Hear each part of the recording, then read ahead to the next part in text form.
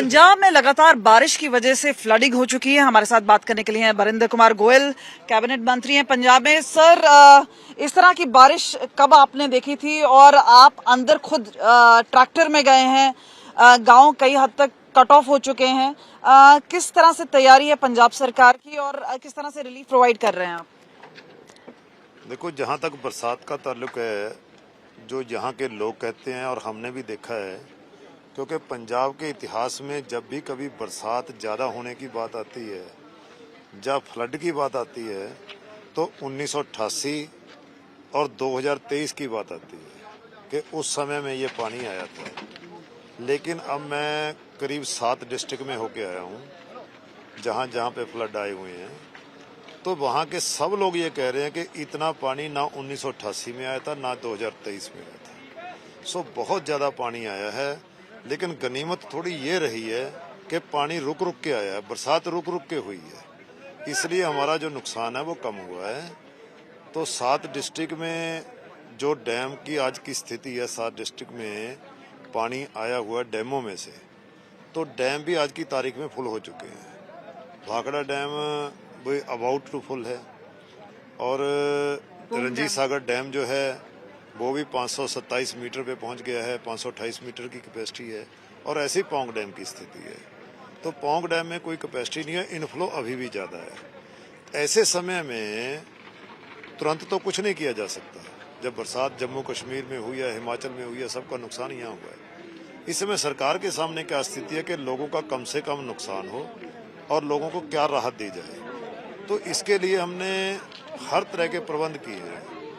जैसे evacuation centre अभी मैं जाके आऊँ, जकरबा गांव है एक, तो ये रावी दरिया के इस साइड में मकौड़ा पत्तन और जकरबा गांव है, तो वहाँ इवैक्यूएशन सेंटर बने हैं।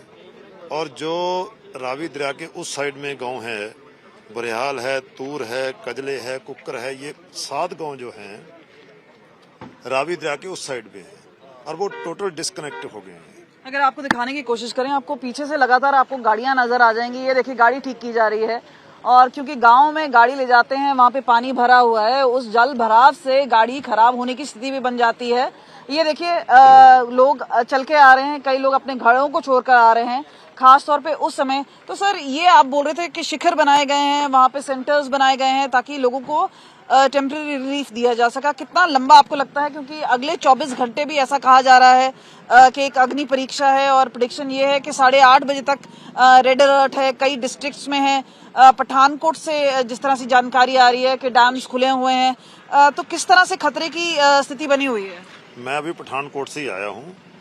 आगे क्या होना ये तो कुदरत जानती है, लेकिन पंजाब सरकार ने जो प्रबंध किए हैं, हमने इवैक्यूएशन सेंटर बनाए हैं और हर जगह हमारी मेडिकल टीमें हर गांव में बैठी हैं, मोबाइल टीमें चल रही हैं, NDRF और SDRF की टीमें लगी हुई हैं लोगों को, जो घिरे हुए लोग हैं उन्हें निकालने के लिए। और संख्या दे पाएंगे कि कितने आपके एडमिनिस्ट्रेशन के लेगा और कितने लोग हैं जो इस वक्त डिस्ट्रिक्ट्स में जिनको रिलीफ की जरूरत है? कोई बॉल पॉइंट फिगर है? फिगर तो ये है कि जो लोग इवैक्यूएट होना चाहते हैं, बाहर आना चाहते हैं, उन्हें हम टोटल लेके आए हैं और करीब हमारे 2 इवैक्यूएशन सेंटर जहाँ जो काम कर रहे हैं, 150 के करीब लोग वहाँ पे हैं। और जो गुज्जर बरादरी के लोग हैं, अपने पशु लेके आए हैं बहुत बड़ी गिनती में, उनके लिए भी हमने प्रबंध किए हैं। और कई लोग एयरलिफ्टिंग की जरूरत पड़ रही है, वहाँ आर्मी का हेलीकॉप्टर चक्कर लगा के आया है और जैसी स्थिति ठीक होती है। उसके बारे में बताएंगे, कहाँ पे है ये हमारे गांव है, तूर है, कजले है, कुक्कर है, बरियाल है। ये गांव में एयरलिफ्टिंग की जरूरत है, तो एयरलिफ्टिंग के लिए हमारी आर्मी तैयार खड़ी है और हेलीकॉप्टर तैयार खड़े हैं, उन्हें एयरलिफ्ट भी किया जाएगा। सो कहने का मतलब, पंजाब सरकार की ओर से जो भी इस समय से प्रबंध किए जा सकते हैं वो सारे प्रबंध हमने किए हैं।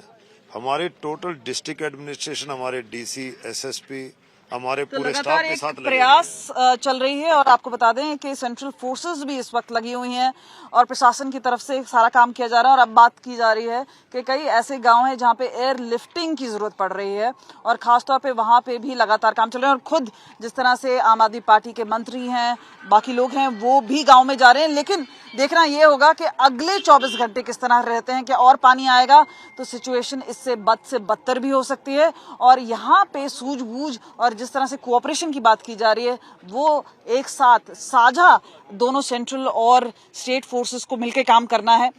कैमरा पर्सन गिरीश के साथ कमलजीत संधू, गुरदासपुर, आज तक।